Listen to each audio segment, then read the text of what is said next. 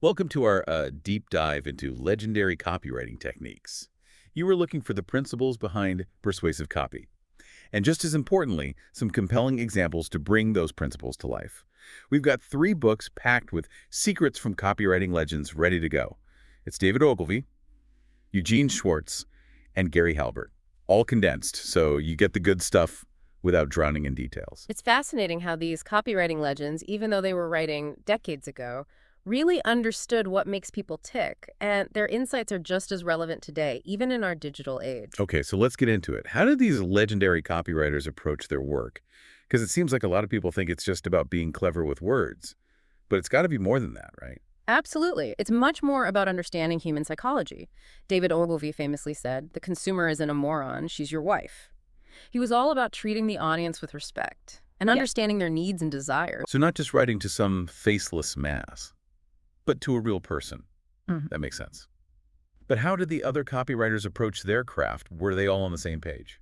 They shared that respect for the audience, but their methods varied. Eugene Schwartz, for example, was all about tapping into existing desires. He believed that people already want things, and great copywriting just channels those desires toward a specific product or service. Okay, so channeling desires, that's interesting. But how did that work in practice? Did he have any, techniques for figuring out what people wanted?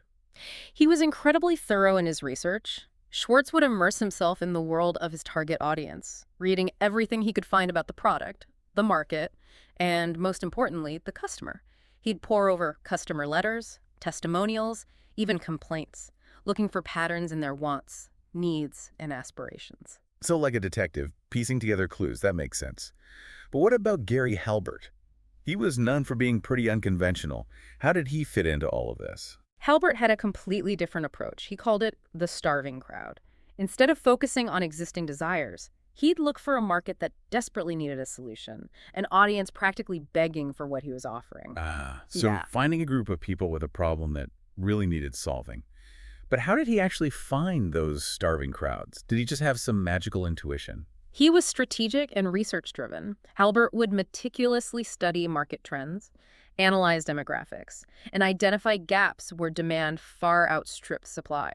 For example, he once found a starving crowd among people struggling with debt collection harassment. He saw that they were desperate for a solution, and he tailored his copy to address their specific pain points and fears. So he didn't just stumble upon these markets, he actively sought them out. That's impressive. It highlights the power of understanding your audience and finding the right message to resonate with their needs. It's not about manipulating people, it's about providing genuine value and solutions. Okay, so we've got Ogilvy's focus on respecting the audience, Schwartz's idea of channeling existing desires, and Halbert's starving crowd concept. Now let's dive into some specific techniques. I'm particularly interested in how these legends made their copy feel so personal, like they were speaking directly to the reader. One technique that stands out is the power of writing to one person, not to the masses. Gary Halbert was a master of this. His famous coat of arms letter is a prime example. Instead of addressing the recipient as part of a group, he wrote as if he was having a one-on-one conversation, weaving in personal anecdotes and relatable language. So it wasn't just about using the word you. It was about making the reader feel like the message was crafted specifically for them. That's smart. But why does that work so well? Is there some psychological reason? When we feel personally addressed, we're much more likely to pay attention and trust the message. It's almost like we're having a conversation with a friend, rather than being lectured to by a stranger. And that feeling of connection makes us more receptive to the message. I can see that. It makes the whole experience feel more intimate and engaging. So personalization is key, but what are some other tactical things these legends did to connect with readers? Halbert emphasized using specific details to paint a vivid picture in the reader's mind. He believed that the more specific you are, the more real and relatable your message becomes. Okay, so no vague generalities. Specific details make it more believable. What else? He also stressed the importance of developing a unique voice and tone that resonates with your audience. So not just trying to sound like everyone else, but finding your own style that makes you stand out. But how do you actually do that? Did he have any advice on finding your voice? He believed that your voice should reflect your personality and your passion for the product or service you're selling. Don't be afraid to be yourself, to let your quirks and humor shine through. People connect with authenticity. Makes sense. If you're genuinely excited about what you're talking about, Yeah. that enthusiasm will come through in your writing. Exactly. Now, another principle that these legends emphasized was the power of simplicity. Okay, so less is more. I've heard that before. But isn't there a place for longer, more detailed copy sometimes? Absolutely. It depends on the context and the audience's needs. But these legendary copywriters understood that clarity builds trust and persuasion. They knew when to be concise and impactful. Okay, so they weren't afraid to cut the fluff. But how did they actually do that? Were there any specific techniques they used? One technique they used was the cut 30% rule. This involved challenging themselves to remove at least 30% of their first draft, forcing them to prioritize the most critical elements and discard anything redundant. Wow, 30%, that's a lot. But I can see how it would lead to much tighter, more impactful copy. Who comes to mind when you think about concise writing? Gary Halbert, for sure. His style was incredibly concise and conversational. He believed in getting to the point quickly and avoiding unnecessary jargon or technical language. So, clear, simple language that everyone can understand. That makes sense. But what about those times when you need to convey a lot of information? How do you balance clarity with comprehensiveness? That's where the one big idea rule comes in. Rosser Reeves and Eugene Schwartz championed this concept. They believed that every piece of copy should focus on a single compelling idea. That captures the essence of what you're selling. Okay, so instead of trying to cram every feature and benefit into one piece of copy, you find that one powerful idea that really resonates and builds your message around it. That's interesting. But how do you actually find that big idea? It sounds kind of mystical. It's about understanding your audience and identifying their core needs and desires. Think about the problem your product or service solves and how it can transform their lives. So it's not just about listing features. It's about finding the emotional core, the thing that really connects with people. Exactly. A great example of this is Rosser Reeves' work with Anacin, a pain reliever. Oh yeah, I've heard of Anderson. Yeah. Tell me more about that campaign. What was the big idea that drove its success? His campaign focused on the one big idea of Anacin's unique formula that targeted multiple types of pain. Instead of just saying Anacin relieves headaches, he highlighted the fact that it could address tension headaches, sinus headaches, and even pain caused by fatigue. This simple yet powerful message resonated with audiences, driving significant sales and establishing Anacin as a leading brand. That's a great example. It shows how a single, well-crafted idea can really cut through the clutter and make an impact. But I imagine finding that big idea is only part of the battle. What about the execution? How do you make sure it actually works? Testing and optimization are crucial.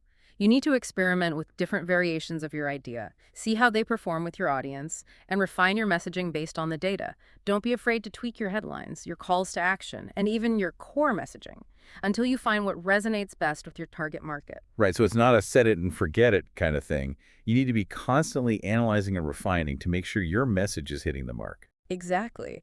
Now, speaking of making an impact, let's talk about crafting offers that are irresistible. Ooh, irresistible offers. That sounds right up my alley. What did those legendary copywriters do to make their offers stand out? Was it all about discounts and freebies? It goes beyond just price cuts. It's about understanding what truly motivates your audience and presenting a value proposition that aligns with their desires. It's about crafting an offer that feels like a no-brainer, something they would be crazy to pass up. So it's not just about what you're selling, but how you're selling it. You need to make it feel like a can't-miss opportunity. Precisely. Think about Rosser Reeves' USP, or unique selling proposition, for M&Ms. He didn't just say they were chocolate candies. He highlighted a unique benefit that resonated with consumers, melts in your mouth, not in your hand. This simple yet powerful message addressed a common pain point and transformed a simple product into something desirable and differentiated. That's brilliant. It shows how a well-crafted USP can be the key to creating an irresistible offer. Absolutely. A strong USP is at the heart of any compelling offer. It's what sets your product apart from the competition and makes it stand out in a crowded marketplace. Okay, so we've got a strong USP and a compelling offer. Yeah. But what about those times when the audience is skeptical? When they're not immediately convinced, and maybe even a little bit resistant to your message. Even when dealing with skepticism, those legendary copywriters found ways to connect with their audience. And one surprisingly powerful tool they used was humor. Humor in sales copy. That's not something I would have expected. It feels a bit risky, doesn't it? It can be, but when used strategically, humor can be incredibly effective.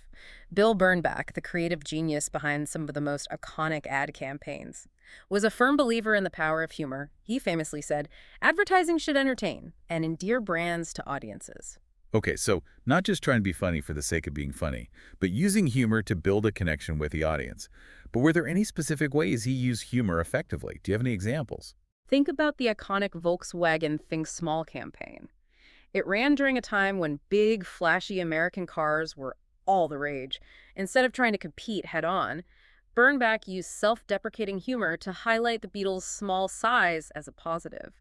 The campaign was incredibly successful. So he took what could have been seen as a weakness and turned it into a strength through humor. That's a great example. But how does humor actually work to persuade people? It seems counterintuitive. Humor can make a brand more relatable and less intimidating, especially when dealing with a skeptical audience. It can also be a powerful tool for addressing objections and disarming potential resistance. It's like using humor to break down those barriers and create a more open and receptive environment. I'm starting to see how it can be a secret weapon in copywriting. It definitely can be. Now, let's talk about why it's important to understand why those classic ads were so successful. We can learn a lot from the past, even in today's rapidly changing digital landscape. You mean those old school ads we see in documentaries? Why should we care about them today? It seems like everything has changed so much. While the mediums and technologies have evolved, the fundamental principles of persuasion remain the same, and those classic ads often use timeless themes and techniques that are still relevant and effective today. They focused on simple, clear communication, emotional engagement, and a deep understanding of human psychology principles that never go out of style. So even though the platforms and formats have changed, the core principles of good copywriting still apply. It's like we're building on the wisdom of the past to create something new and innovative. Exactly. By studying those classic ads, we can gain insights into what works and why, and then adapt those principles to our modern campaigns. This is starting to feel like a treasure hunt, digging through the past to find gems that we can use today. But speaking of timelessness, what about writing copy that stays relevant over time? The kind of copy that doesn't feel outdated in a few months or even years. The quest for evergreen copy. It's a challenge, but it's definitely achievable. The key is to focus on those timeless desires and motivations that we all share, rather than chasing fleeting trends or buzzwords. So instead of trying to be trendy or edgy, we should tap into those fundamental human needs that never go out of style. Precisely. Think about the things that people have always wanted. Love, security, belonging, status, purpose. These are the emotional drivers that transcend time and trends. And how do we translate that into evergreen copy? What are some specific techniques we can use? Start by using clear, concise language that is easy to understand, avoiding jargon or trendy slang that might quickly become outdated, and focus on storytelling. Storytelling is a timeless way to connect with audiences on an emotional level. It's like we're weaving a tapestry of timeless desires and engaging narratives. But how do we know if our copy is truly evergreen? Is there a way to test for that? Well, you can't predict the future. You can test your copy with different audiences and see if it continues to resonate over time. Pay attention to engagement metrics, conversion rates, and feedback from your target market. So it's an ongoing process of testing, refining, and adapting to ensure our copy remains relevant and persuasive over time. Exactly. Now, before we move on to some specific examples, let's take a moment to appreciate the incredible research that these legendary copywriters did. Research? I thought they were just creative geniuses. Did they really spend time doing research? I always imagined them just sitting at their typewriters, words flowing effortlessly onto the page. Well, they certainly had a knack for words. Those legends were also meticulous researchers. They understood that great copywriting starts with a deep understanding of the audience and the market. Okay, so they didn't just rely on intuition or guesswork. They actually went out and gathered information. But what kind of research did they do? What were they looking for? They used a variety of methods, both qualitative and quantitative. They would read industry reports, analyze market trends, conduct surveys, and even interview customers to get a first-hand understanding of their needs, desires, and pain points. So it's about combining data with human insights, numbers, and emotions. Exactly. They understood that to create truly persuasive copy, they needed to understand both the rational and the emotional drivers behind purchasing decisions. Okay, so research is essential. But what happened after they gathered all this information? How did they turn those insights into compelling copy? That's where their storytelling skills came in. They were masters of crafting narratives that captured attention, evoked emotions, and persuaded the reader to take action. Storytelling. That's something I'm really interested in. I've always felt like stories have a special power to connect with people. But how did those legendary copywriters use storytelling in their work? Do they have any specific techniques or formulas? They understood that a good story could do so much more than just entertain. It could build rapport, create trust, and make the reader feel like they were part of something bigger than themselves. And they had a whole arsenal of techniques for weaving stories into their copy. Okay, I'm ready for some storytelling secrets. What were some of their favorite techniques? Let's start with Joseph Sugarman, a master storyteller, who understood the power of curiosity. He developed a technique called the slippery slope, which is all about leading the reader through a series of statements or questions that gradually build interest and momentum. It's like creating a trail of breadcrumbs that the reader can't resist following. Exactly. Each line in Sugarman's copy was crafted to make the reader want to continue to the next, creating an almost irresistible pull through the content. He understood that curiosity is a powerful motivator, and that people are naturally drawn to stories that pique their interest and make them want to know more. I can see how they would keep readers glued to the page. Any examples of how Sugarman used this slippery slope technique? I'd love to see it in action. Imagine reading an opening line like this. What if I told you there's a simple trick to double your productivity, improve your focus, and feel more energized, all without relying on caffeine or willpower? That's a classic Sugarman hook. He'd then follow that up with a series of statements or questions that gradually revealed more information, building anticipation and drawing the reader deeper into the story. Wow, I'm already intrigued. I need to know what that simple trick is. It's like he's dangling a carrot that I can't resist chasing. Exactly. And Sugarman wasn't afraid to use surprise and unpredictability to keep his audience engaged. He would introduce unexpected twists or perspectives, ensuring that his readers were always on their toes. It's like he was writing a suspense novel, keeping the reader guessing what would happen next. That's a great way to put it. And this mastery of storytelling is what made Sugarman's copy so effective. Okay, so we've got Sugarman's slippery slope and his use of surprise. Yeah. Any other storytelling techniques we can learn from these legendary copywriters? I'm eager to hear more. Absolutely.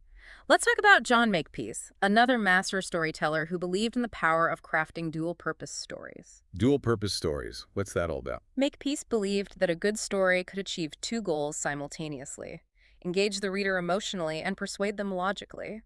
His stories were carefully crafted to not only entertain, but also lead the reader to a specific conclusion. So it's not just about telling a heartwarming or exciting tale. It's about strategically weaving in persuasive elements that subtly guide the reader toward a desired outcome. Exactly. Makepeace would often structure his stories in three parts: the problem, the story, and the offer. Okay, I'm following so far. But how do those three parts work together? Was there a specific formula he followed? First, he would clearly define the problem that the reader was facing, making them feel the pain, and understand the consequences of inaction. This would hook their attention and make them eager for a solution. So it's about connecting with the reader's pain points, those nagging issues that keep them up at night. Precisely. Then he would introduce a compelling story. That illustrated how the problem could be solved. And this is where he would introduce the product or service as the hero of the story, the key to overcoming the challenge. It's like the product becomes the knight in shining armor, riding in to save the day. I love that. The story would showcase the transformation that the product could bring, highlighting the benefits and painting a picture of a brighter future. It's about showing, not just telling. I can see how that would be incredibly effective. The reader gets swept up in the story and starts to see themselves experiencing those same positive outcomes. Exactly. And finally, the story would naturally lead into the offer, seamlessly transitioning from narrative to call to action. So it's not just a random story. It's a carefully crafted narrative designed to lead the reader toward a specific goal. Brilliant. It is, and this seamless integration of storytelling and persuasion is what made Makepeace's work so effective. He understood that stories have the power to bypass our rational defenses and speak directly to our emotions, making us more receptive to the message. Okay, so we've got Sugarman's slippery slope and Makepeace's dual-purpose stories, both incredible techniques. But what about those times when we need to be concise and impactful, like in short ads or social media posts? Can storytelling work in those shorter formats? Absolutely.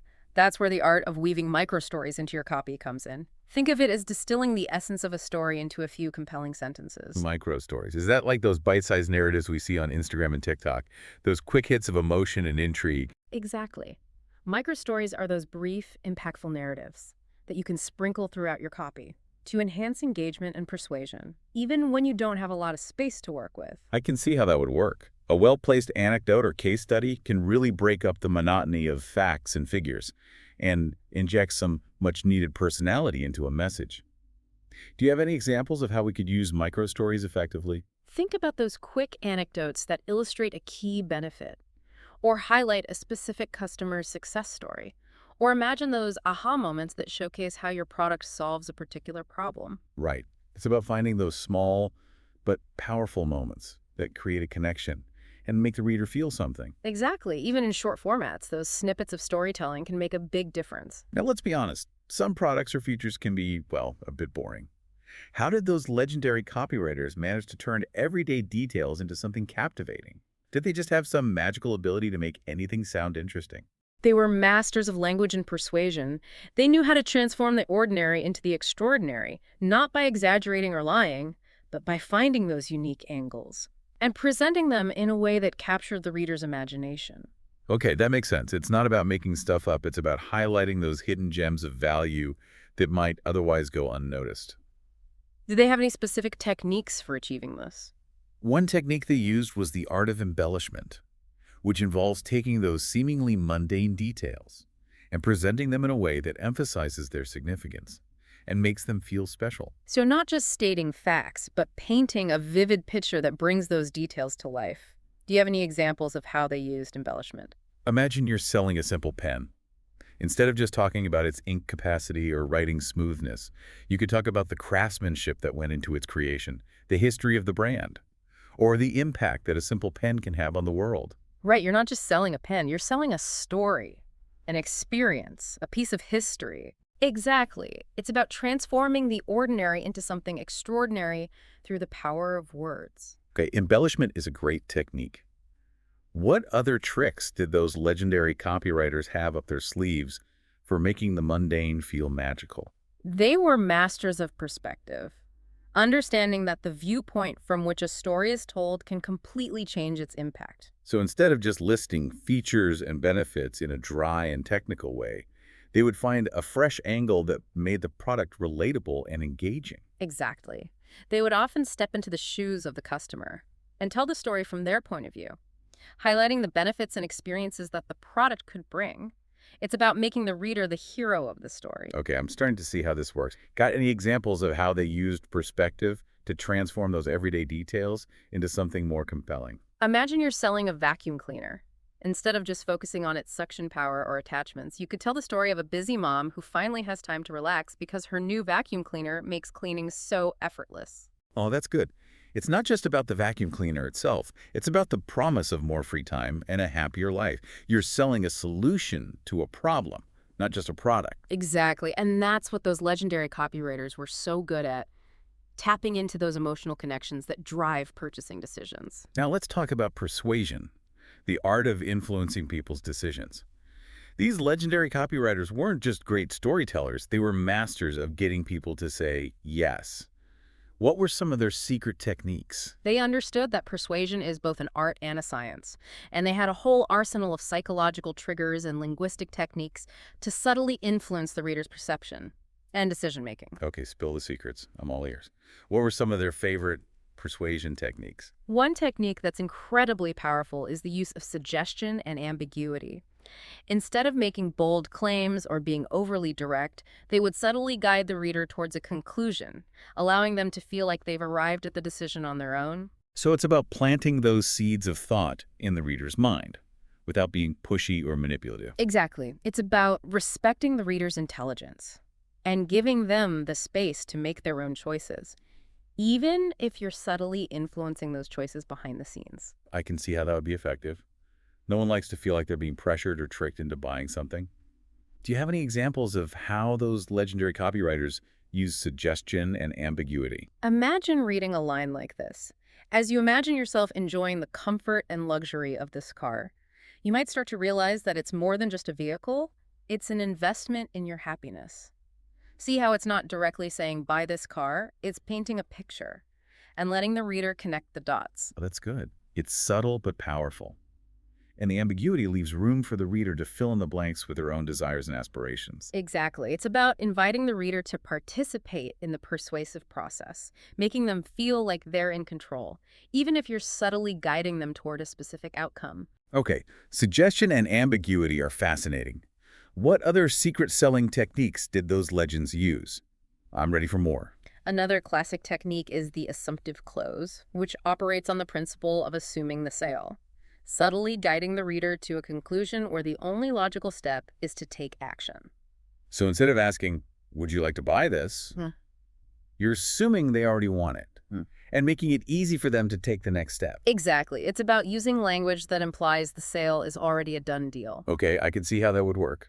But don't you risk alienating people if you come on too strong? Absolutely. The key is to be subtle and respectful. You don't want to sound pushy or presumptuous. Do you have any examples of how this assumptive close works in copywriting? I'd love to. Imagine reading a line like this. To claim your exclusive discount and start experiencing the benefits today, simply click the button below. See how it assumes the reader is already interested and ready to take action. Yes, it's like they're saying, don't miss out, this offer is waiting for you. It's a gentle nudge toward that call to action. I like it. It's a powerful technique when used correctly. And speaking of powerful techniques, let's talk about future pacing. Future pacing. That sounds intriguing. What's that all about? Future pacing is a technique that transports the reader into a desirable future, where they're already enjoying the benefits of the product or service. It's about creating a vivid picture of the positive transformation that awaits them. So it's like taking the reader on a mental journey to a place where their problems are solved and their dreams are realized. That's a great concept. It is, and it's a powerful technique because it helps the reader visualize the benefits, making them feel more tangible and attainable. It's like those before and after photos. But instead of showing physical transformations, we're painting a picture of emotional and lifestyle transformations. Exactly, and future pacing is all about creating that emotional connection. Okay, I'm starting to see how this works. Yeah. But do you have any examples of how those legendary copywriters used future pacing? I'd love to see it in action. Imagine you're selling a productivity app. Instead of just listing its features, you could say something like, picture yourself effortlessly managing your to-do list, waking up each morning feeling calm and in control, knowing that you have the tools to achieve your goals. Ooh, that's good.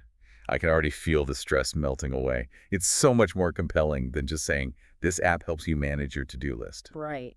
Future pacing taps into the reader's imagination, allowing them to try on the benefits before making a commitment. It's like test driving a car before buying it. Yeah. You get to experience the feeling of owning it before you actually make the investment. Exactly. And that feeling of experiencing the benefits firsthand can be incredibly persuasive. Okay, future pacing is a fantastic technique.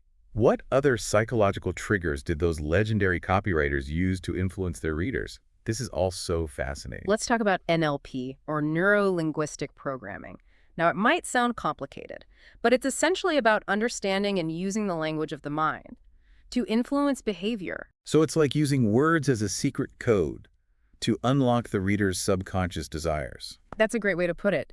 NLP in copywriting involves using specific language patterns to bypass the critical mind and speak directly to the reader's emotions. Okay, this is getting really interesting. Tell me more about these language patterns. What kind of secret codes are we talking about? One powerful technique is the use of embedded commands. These are phrases that are subtly inserted into the copy to influence the reader's behavior. Embedded commands. That sounds a bit sneaky. Give me an example. Imagine reading a sentence like this. As you continue reading, you'll discover how this product can transform your life. The embedded command is continue reading, which subtly encourages the reader to keep going without them even realizing it. Wow, it's like a subliminal message. I can see how that could be very effective. You can be. And those legendary copywriters were masters of using embedded commands to guide the reader's thoughts and actions. Okay, so embedded commands are one type of language pattern used in NLP. What other secret codes did they use? Another important element of NLP is the use of sensory language, words that appeal to the reader's senses: sight, sound, touch, taste, and smell. So it's about creating a more immersive and engaging experience for the reader by painting a vivid picture in their mind. Exactly, by using descriptive language You can make the reader feel as though they're experiencing the benefits firsthand. Okay, I'm starting to get the hang of this. Do you have any examples of how sensory language can be used effectively? I'd love to hear how those legendary copywriters brought their words to life. Imagine you're selling a luxury vacation package. Instead of just listing the amenities, you could say something like, imagine yourself sinking your toes into the soft white sand, feeling the gentle breeze caress your skin, and listening to the soothing sounds of the ocean. Can you feel it? Ooh, that's good. I can practically feel the sand between my toes and hear the waves crashing on the shore. It's so much more evocative than just saying, this resort has beautiful beaches. Exactly. Sensory language allows the reader to experience the benefits through their imagination, making them more tangible and desirable. Okay, we've got suggestion and ambiguity, the assumptive close, future pacing, embedded commands, and now sensory language. So many incredible techniques. What other psychological tricks did those legendary copywriters have up their sleeves? Let's talk about framing, a psychological technique that involves presenting information in a way that influences the reader's perception and decision-making. So it's about setting the stage and controlling the narrative to subtly nudge the reader towards specific conclusion. Exactly. By controlling the context in which information is received, you can influence how it's interpreted and how people feel about it. Okay, this is starting to get a bit mind-bending, but I'm intrigued. Got any examples of how framing works in copywriting? Imagine you're selling a weight loss product. You could frame it as a way to achieve your ideal body, or as a way to improve your health and vitality. Both messages are technically accurate, but they evoke different emotions and motivations. Right. The first framing focuses on vanity and appearance, while the second emphasizes health and well-being. Precisely. And the way you frame the message can significantly impact the reader's response. Okay, so framing is a powerful tool. It's about finding the right angle that resonates with the reader's values and desires. But how do we know which frame will be most effective? Is there a formula or a secret trick? That's where understanding your audience is. That's where understanding your audience is crucial. Remember all that research we talked about earlier? The more you know about your target market, the better you'll be able to tailor your message to resonate with their specific needs and motivations. It's like we're putting all these pieces together. Research, storytelling, psychological triggers, and now framing. It's starting to feel like a powerful formula for crafting compelling copy. It is. And remember, these techniques are not about manipulating or tricking your audience.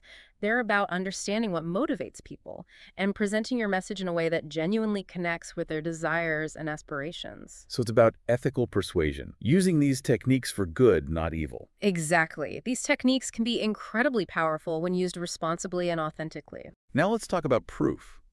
In today's world, people are constantly bombarded with information and claims. How do we cut through all the noise and convince people that what we're saying is true? That's where the power of proof comes in. Legendary copywriters understood that claims without evidence are just empty words. They knew they had to back up their promises with solid proof to build trust and credibility. So it's not enough to just say, our product is amazing. We need to show them why they should believe us. Exactly. And they had a whole arsenal of techniques for building that trust and credibility. Okay, I'm ready to add some more tools to my copywriting toolkit.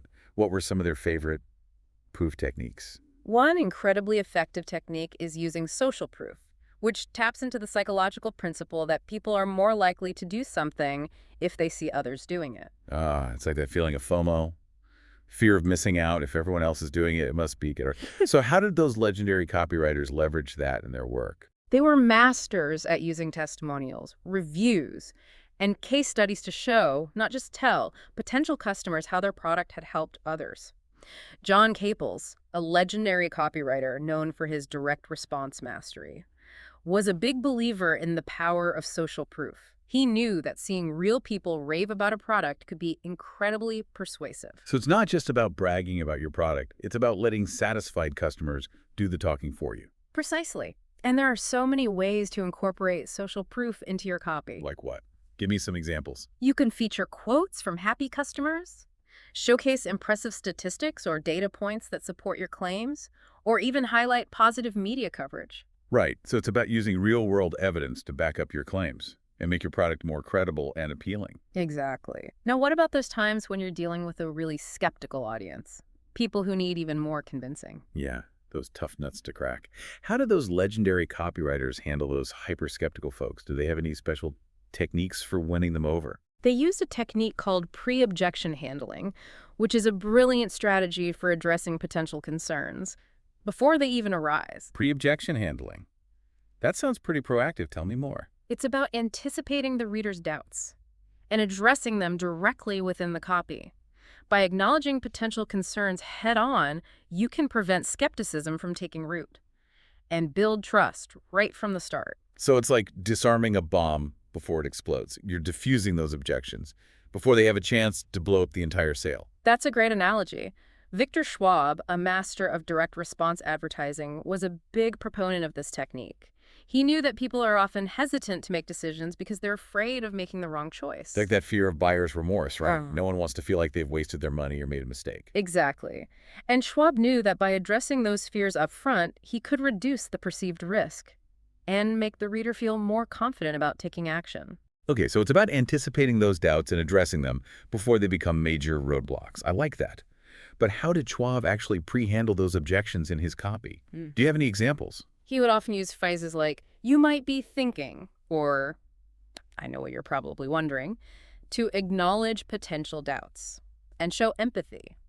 Then he'd address those concerns directly, providing logical explanations, evidence, testimonials, or even guarantees to put the reader's mind at ease. So he wasn't just ignoring those objections or pretending they didn't exist. He was actively engaging with them and providing reassurance. Exactly. And this approach can be incredibly effective in building trust and credibility. Okay, pre-objection handling is a fantastic technique. Now let's talk about urgency and scarcity. How did those legendary copywriters use those psychological triggers to motivate action? They were masters at creating a sense of urgency, that feeling that the reader needs to act now or miss out on something special. They knew how to tap into our fear of missing out. FOMO strikes again. It's a powerful motivator, for sure. So what specific techniques did they use?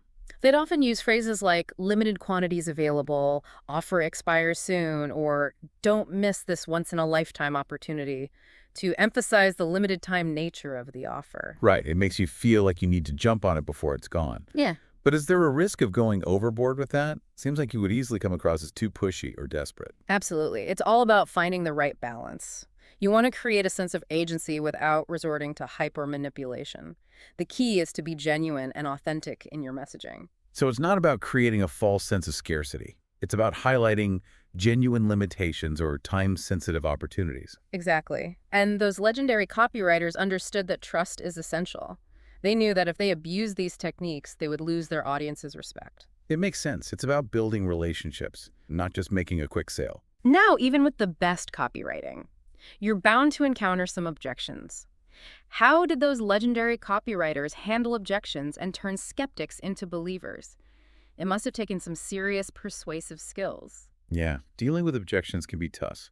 It's easy to get defensive or frustrated when people push back against your message, but those legendary copywriters must have had some strategies for turning those objections into opportunities. They did. They saw objections not as roadblocks, but as opportunities to deepen the conversation, build trust, and strengthen the relationship with the reader. Okay, so it's not about winning an argument or proving someone wrong. It's about understanding their concerns and finding common ground. Exactly. And one technique they used was called risk reversal, which is all about making the reader feel like they have nothing to lose by trying your product. So taking the risk out of the equation. But how do they do that? One of the most effective ways to do this is by offering a strong guarantee.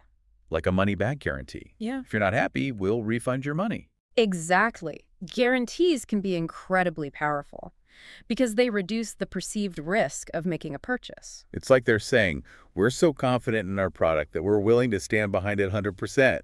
That takes guts. It does, and that confidence can be very reassuring to a hesitant buyer. Okay, guarantees are a great way to address the risk objection. What other techniques did those legendary copywriters use to overcome skepticism?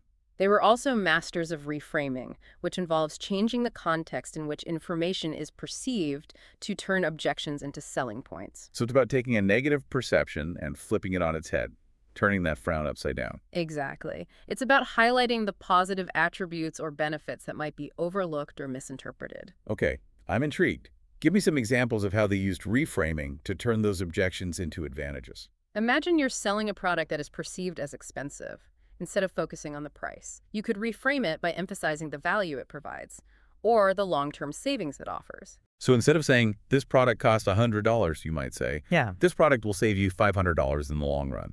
Or, this product is an investment that will pay dividends for years to come. Exactly. You're shifting the focus from price to value, reframing the objection and turning it into a selling point. Brilliant. It's like taking a lemon and turning it into lemonade. Precisely. And that's what those legendary copywriters were so good at, transforming objections into opportunities. Now let's talk about structure. Those legendary copywriters weren't just randomly throwing words on a page. They were crafting carefully constructed narratives with a clear beginning, middle, and end. How did they structure their copy to maximize impact and engagement? They understood that structure is essential for guiding the reader through the persuasive journey. They were masters of creating a flow that felt natural and compelling, leading the reader seamlessly from problem to solution. So it's like building a house, right? You need a strong foundation, a sturdy frame, and a well-designed roof to create something beautiful and functional. Exactly. And those legendary copywriters had blueprints, proven frameworks for structuring their copy effectively. Okay, I'm eager to see those blueprints. What were some of their favorite frameworks? One classic framework is the 𝐻𝐸𝐷A formula: attention, interest, desire, action. It's a simple but powerful structure that has been used for decades to guide readers through the stages of awareness and conversion. AIDA. Okay, I've heard that one before, but I'd love a refresher. How does it work? It starts with grabbing the reader's attention, often with a compelling headline or hook. This is where you make that crucial first impression and entice the reader to keep reading. It's like those attention-grabbing opening scenes in a movie. You need to hook the audience from the start. Exactly. Once you have their attention, you need to build interest by providing valuable information, telling a compelling story, or highlighting the benefits of your product. So giving the reader a reason to stick around and learn more. Exactly. Then you need to create desire. This is where you make them really want your product. By showcasing its benefits, painting a picture of how it can transform their lives, and making an emotional connection. So it's about moving beyond logic Yeah. and tapping into those deep-seated desires and aspirations. Exactly. And finally, you need a strong call to action, telling them what to do next, and making it easy for them to take that step. So it's not enough to just create desire. You need to guide them toward a sale. Precisely. And the 𝐸𝐸𝐷A formula is a simple yet effective way to structure your copy to achieve all of these goals. Okay, AIDA is a classic. What other structural techniques did those legendary copywriters use? They were also masters of the golden thread technique, which involves weaving a central theme or message throughout the entire piece of copy. So it's like having a unifying element that ties everything together. Exactly. The golden thread acts as a guide, ensuring that every section of the copy reinforces the central message and contributes to the overall persuasive goal. I can see how that would create a more cohesive and impactful reading experience. Yeah. Do you have any tips for how to create a compelling golden thread? Start by identifying your core message, that one big idea that you want to convey. Then make sure every section of your copy, from the headline to the call to action, supports and reinforces that message. Okay, so it's about having that laser focus, that clarity of purpose that drives everything you write. Exactly. And the golden thread can be used in any type of copy. From short ads to long-form sales letters, it's about creating that sense of coherence and purpose that makes the reader feel like they're on a journey with you. This is great stuff. It's amazing to see how much thought and strategy went into crafting those persuasive masterpieces. Now let's talk about editing. We've all heard the saying, kill your darlings, but those legendary copywriters must have had some serious editing chops. What were their secrets for turning a rough draft into a polished masterpiece? They understood that editing is where the magic really happens. It's where you refine your message, tighten your language, and make sure every word serves a purpose. So it's not just about fixing grammar and spelling mistakes. It's about making sure the copy is as persuasive and impactful as possible. But did they have any specific techniques for achieving this? Or was it just raw talent and intuition? While they certainly had talent, they also had systems and processes. They didn't just wing it. One technique we've already discussed is the cut 30% rule, challenging yourself to ruthlessly eliminate any unnecessary words or phrases. Right, that one sounds painful, but I can see how it would force you to get to the heart of your message and eliminate anything that's not absolutely essential. It's a great way to tighten up your copy. Did you know Gary Bencivenga, one of the greatest direct response copywriters of all time, was known for his meticulous editing process? I've heard his name. Tell me more about his editing process. What made it so special? He was relentless in his pursuit of perfection. He'd go through his copy multiple times, looking for ways to strengthen the message and enhance its persuasive power. He'd scrutinize every word, every phrase, every sentence, making sure everything worked together harmoniously. Wow, that's dedication. What were some of his key editing principles? What did he focus on? Bencivenga believed in starting strong, making sure the opening paragraph grabbed the reader's attention and set the tone for the entire piece. He'd spend a lot of time crafting compelling headlines and introductions that would hook the reader and make them want to keep reading. Okay, so a strong opening is crucial. Makes sense. What else? He was also a master of transitions, making sure the copy flowed smoothly from one idea to the next, creating a seamless and enjoyable reading experience. It's like those well-crafted novels that keep you turning the pages, eager to see what happens next. But with copywriting, you're not just trying to entertain, you're also trying to persuade. Exactly. And Bencivenga understood that the way you structure your copy can have a huge impact on its persuasiveness. He was also a big advocate for active voice and concise language, believing that active voice made the copy more dynamic and engaging, while concise language ensured that the message was clear and easy to understand. It's like that saying, show, don't tell. Active voice brings the copy to life, while concise language cuts to the chase. I love it. And remember, even the most brilliant copy can be improved through testing and refinement. Oh, right, testing. It's not just about coming up with a great idea. It's about making sure it actually works in the real world. But how did those legendary copywriters approach testing? Did they have any specific methods or strategies? They were data-driven, constantly experimenting and analyzing the results to see what resonated best with their audience. So it's like those scientists in the lab, always tweaking and refining their formulas to achieve the desired outcome. Exactly. They weren't afraid to test different headlines, different calls to action, even entirely different versions of the copy to see what performed best. So it's an ongoing process of experimentation and optimization, always looking for ways to improve and refine your message. Exactly. And they used a variety of testing methods, from simple A/B testing, where you compare two different versions of something, to more complex multivariate testing, where you test multiple variables simultaneously. This is starting to feel like a science. It is. And by incorporating testing into your copywriting process, you can ensure that your copy is not just creative, but also effective. Okay, testing is crucial. But what about those times when we hit a wall? You know, when the words just aren't flowing and we're feeling uninspired. Did those legendary copywriters ever experience writer's block? And if so, how did they overcome it? Of course they did. Everyone experiences writer's block from time to time, but those legendary copywriters had a secret weapon for overcoming those creative slumps: the swipe file. The swipe file. Okay, I'm intrigued. What is that? A swipe file is a collection of successful ads, headlines, and copy that you find inspiring and effective. It's like a library of persuasive brilliance that you can refer to whenever you need a boost of creativity. So it's like a scrapbook of great copywriting examples. I love that idea. Exactly.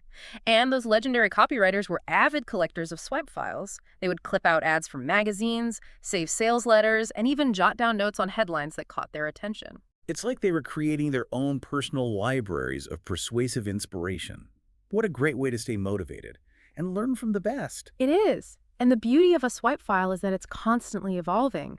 As you come across new and inspiring examples of copywriting, you can add them to your collection. So it's like a living document, a testament to our ongoing learning and growth as copywriters. Exactly. And by regularly reviewing your swipe file, you can keep those creative juices flowing and avoid getting stuck in a rut. Okay, I'm definitely going to start building my own swipe file today. This has been an incredible journey. We've uncovered so many valuable techniques and insights from those legendary copywriters. They really were masters of their craft, weren't they? Absolutely. And it's amazing how relevant their principles are today, even in our fast-paced digital world. Their understanding of human psychology and their ability to craft compelling narratives that resonate with people's deepest desires are timeless. Exactly. And the best part is that this is just the beginning of our copywriting journey. Now it's time for us to take all of these amazing techniques and insights and put them into practice. What one big idea will you bring to life? That's the question, isn't it? I'm feeling inspired and ready to write some persuasive magic. It's been a pleasure diving into these legendary copywriting techniques with you. Until next time. It really has been fascinating. So much to think about. But before we wrap up, I want to touch on one more thing that keeps coming up. These legendary copywriters were masters at making their copy feel so alive and engaging. It wasn't just about conveying information, it was about creating an experience for the reader. That's such a great observation. They had a knack for infusing their writing with personality, Yeah. energy, and even a touch of magic. It's what made their copy so memorable and persuasive. Exactly. It wasn't just dry technical writing, it had a certain flair. But how did they actually achieve that? Were there any specific techniques they used to make their copy come alive? They were masters of using vivid language that appealed to the senses. They'd paint pictures with their words, creating a truly immersive experience for the reader. Ah, sensory language. We talked about that earlier in the context of NLP. But I'd love to hear more about how those legendary copywriters used it to create that sense of aliveness in their copy. They understood that people don't just buy with their minds, they buy with their emotions. And sensory language is a powerful way to tap into those emotions. So instead of just listing features and benefits, they would describe those features and benefits in a way that made the reader feel something. Exactly. They'd use words that evoke sights, sounds, smells, tastes, and textures, transporting the reader into the world of the product or service. Oh, okay, I'm starting to see how this works, but do you have any examples? I'd love to see how those legendary copywriters use sensory language to create that magical effect. Imagine you're selling a luxurious bathrobe. Instead of simply saying, "This robe is made from soft, absorbent cotton," you could say something like, "Imagine slipping into this plush robe after a long day, feeling the soft, velvety fabric against your skin as you sink into a state of pure relaxation." Wow, that's a huge difference. Suddenly, I'm not just imagining a bathrobe, I'm feeling the softness, experiencing the relaxation. Exactly. It's about creating an experience for the reader, not just conveying information. Okay, sensory language is a great technique for creating that sense of aliveness. What other tricks did those legendary copywriters have up their sleeves? They were also masters of rhythm and flow. They'd vary their sentence length, use pauses and punctuation strategically, and create a sense of momentum that kept the reader engaged from beginning to end. So it's not just about what you say, but how you say it. The way you structure your sentences and paragraphs can have a big impact on how the copy feels to the reader. Exactly. Think of it like music. A good song has a rhythm and flow that keeps you tapping your feet and wanting to hear more. I love that analogy. So those legendary copywriters were like composers crafting their words to create a harmonious and persuasive symphony. That's a great way to put it. And just like a composer uses different instruments and tempos to create a variety of moods and emotions, those legendary copywriters use different writing techniques to keep their readers engaged and entertained. It's amazing to think about all the thought and strategy that went into crafting those persuasive masterpieces. It really is. And the best part is that these techniques are not some kind of secret knowledge that's only accessible to a select few. They're tools that anyone can learn and use to improve their writing. Exactly. It's about practice, experimentation, and a willingness to learn from the best. And don't forget the power of the swipe file. Surround yourself with great copywriting. Study the techniques of those who came before you and never stop learning and growing. I'm feeling so inspired. Thanks for taking me on this deep dive into the world of legendary copywriting. It's been an incredible journey. It's been a pleasure sharing these insights with you. Now go out there and write some persuasive magic.